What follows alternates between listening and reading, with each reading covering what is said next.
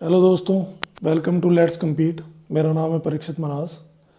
मैंने अपनी last video में आपको लार्जेस्ट और स्मॉलेस्ट डिजिट किस तरीके से पता करते हैं उसके बारे में बताया था। तो अभी हम शुरू करने जा रहे हैं डिविजिबिलिटी के रूल, यानी कि विभाज्यता के नियम। मतलब कि डिवाइड करने के कुछ तरीके होते हैं, वो याद करने हमने। जैसे 2 से विभाज्य करने के कुछ नियम होते हैं, 3 से विभाज्य, 4 से विभाज्य। तो ये नियमों के बारे में हम पढ़ेंगे। तो सबसे पहले मैं बात करूं 2 से विभाज्यता। तो 2 से विभाज्यता का मतलब होता है कि यदि दी गई संख्या में इकाई की संख्या शून्य हो या सम संख्या हो, मतलब कि ये हमारी क्या होती है, इकाई की संख्या होती है। जैसे कि मैं बात करूं 204 है हमारा, और उसमें इकाई की संख्या क्या है हमारी, 4 है। तो 4 क्या है हमारी, सम संख्या है। अगर ये सम संख्या है तो ये नंबर 2 से विभाज्य होता है। और अगर इकाई के स्थान पे हमारा शून्य होगा तो भी ये नंबर 2 से विभाज्य होगा। तो ये हो गया हमारा 2 के बारे में। उसके बाद हम बात करें 3 या 9 की। 3 और 9 की हमारी एक ही प्रॉपर्टी होती है, एक ही तरह की प्रॉपर्टी होती है। इसमें क्या होता है कि यदि दी गई संख्या में सभी अंकों का योग 3 या 9 से विभाज्य होगा तो वह संख्या 3 और 9 से विभाज्य होगी। मतलब कि उदाहरण के तौर पे बात करूं मैं, जैसे कि हमारे पास कोई नंबर है 1 3 3 8। तो अगर इसके सभी अंकों का योग, मतलब 1 3 3 8, 3 से विभाज्य होता है तो वो संख्या 3 से विभाज्य होगी। मतलब कि 3 + 1 4, 4 3 7, 7 8 कितना होता है हमारा 15, और 15 हमारा 3 से विभाज्य होता है। तो इसका मतलब कि ये पूरी संख्या 3 से विभाज्य होगी। और 9 का उदाहरण, जैसे कि हमारा नंबर है 2 9 0 3 4। अभी इसके सभी अंकों का योग, सभी अंकों का योग अगर 9 से विभाज्य होता है तो ये संख्या 9 से विभाज्य होती है। मतलब 9 और 2 कितने हो गए, 11, 11 3 14, और 14 और 4 कितने हो गए 18, और 18 हमारा 9 से विभाज्य होता है। तो इसका मतलब ये पूरी संख्या हमारी 9 से विभाज्य होती है। तो ये हो गया हमारा 3 और 9 का विभाज्यता का नियम। उसके बाद हम बात करें 4 के नियम, 4 के विभाज्यता का नियम। यदि दी गई संख्या में इकाई और दहाई अंकों द्वारा बनी संख्या 4 से विभाज्य हो तो वह संख्या 4 से विभाज्य होती है। जैसे कि हमारे पास कोई नंबर है, उदाहरण के तौर पे बात करूं, जैसे हमारे पास कोई नंबर है 1 8 3 4 4। इकाई की संख्या और दहाई की संख्या दोनों को मिला के जो संख्या बनती है, जैसे यहाँ पे क्या बना हमारा 44। तो 44 4 से विभाज्य होता है। अगर ये 4 से विभाज्य होती हैं दोनों संख्या मिला के, तो इसका मतलब ये पूरा अंक 4 से विभाज्य होता है। जैसे एक और एग्जांपल कि जैसे कोई नंबर है हमारा 8 9 2 4। तो हमने देखना है इकाई की संख्या 4 और दहाई की संख्या कितनी है 2। तो कितना बन गया हमारा 24। तो 24 को देखना हमने 4 से विभाज्य होता है, वही होता है। अगर ये 4 से विभाज्य होता है तो इसका मतलब ये पूरी संख्या 4 से विभाज्य होती है। तो ये हो गया हमारा 4 का विभाज्यता का नियम। उसके बाद हम बात करें 5 से विभाज्यता। तो 5 से विभाज्यता बहुत ईजी है। अगर नंबर की इकाई की संख्या में 0 हो या 5 हो, वो संख्या 5 से विभाज्य होती है। जैसे उदाहरण की बात करूँ मैं, जैसे कि कोई नंबर है हमारा 225। तो इकाई की संख्या क्या है 5 है, तो ये 5 से विभाज्य होती है।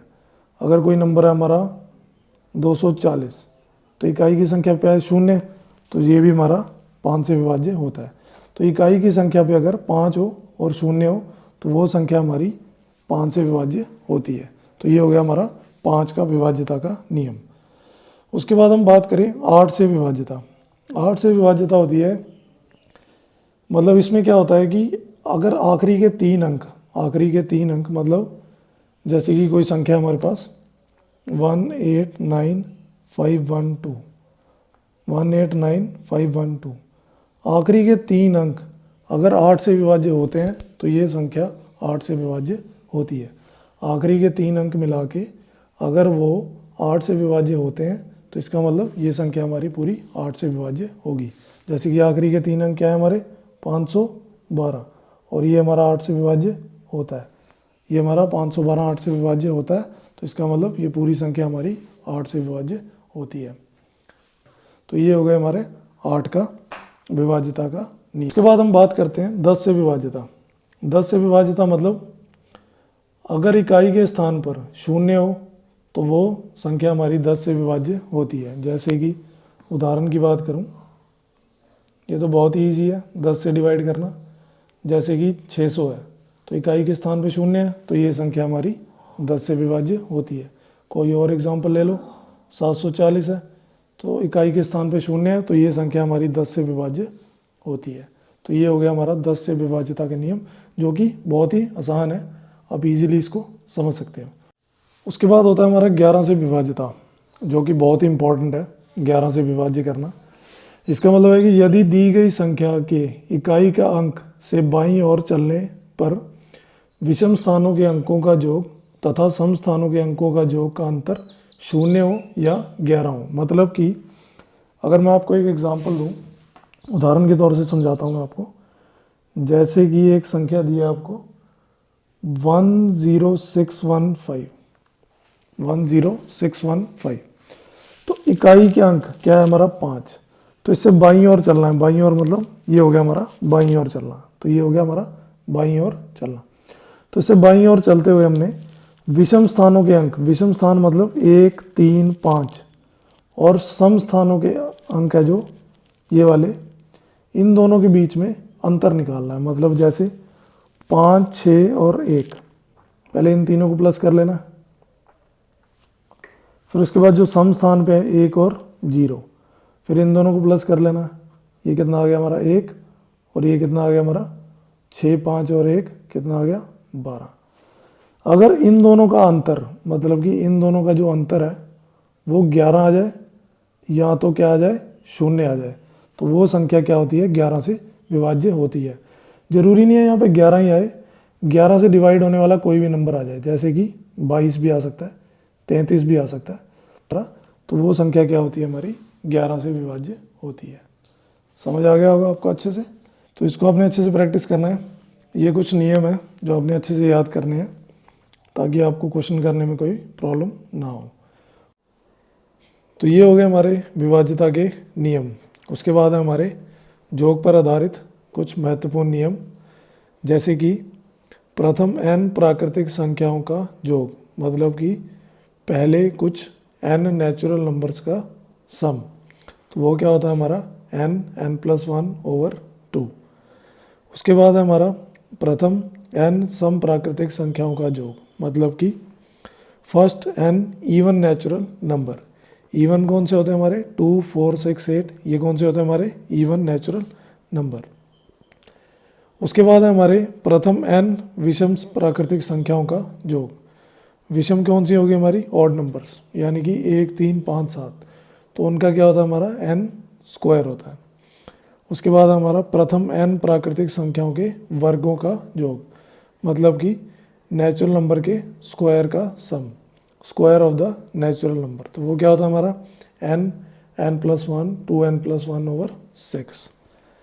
उसके बाद है हमारा प्रथम n प्राकृतिक संख्याओं के घनों का योग। घन मतलब क्या होता है हमारा क्यूब, तो क्यूब का योग क्या होता है हमारा n+1/2 का होल स्क्वायर, होल का स्क्वायर होता है। तो ये हो गए हमारे कुछ नियम जो कि आपने अच्छे से याद रखने हैं। ये आपको हर एग्ज़ाम में काम आएंगे, कोई भी एग्ज़ाम आप देने जाओगे तो ये नियम आप अच्छे से याद रखें, तो ये नियम से आपके काफ़ी सारे क्वेश्चन बन जाएंगे। अभी हमने नियमों के बारे में अच्छे से पढ़ लिया। उसके बाद हमारे कुछ क्वेश्चंस जो आपने प्रैक्टिस करने हैं घर पे सॉल्व करने हैं, ताकि आपकी प्रैक्टिस अच्छे से अच्छे तरीके से हो जाए। और ये उन्हीं मेथड्स पे हैं क्वेश्चंस जो मैंने आपको कराए हैं, तो आपने इनको एक बार ट्राई करना है। और जो क्वेश्चन आपसे नहीं सॉल्व होगा वो आप मुझे कमेंट सेक्शन में बता दें, वो क्वेश्चन मैं आपको करा दूंगा।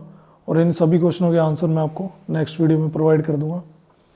और अगर आपको वीडियो अच्छी लगी है और आप चाहते हैं कि और भी अच्छी वीडियो आपके लिए लेकर आऊँ, तो वीडियो को लाइक करें, चैनल को सब्सक्राइब करें और ज़्यादा से ज़्यादा अपने दोस्तों के साथ शेयर करें। Thank you very much. मिलते हैं नेक्स्ट वीडियो में नेक्स्ट चैप्टर के साथ।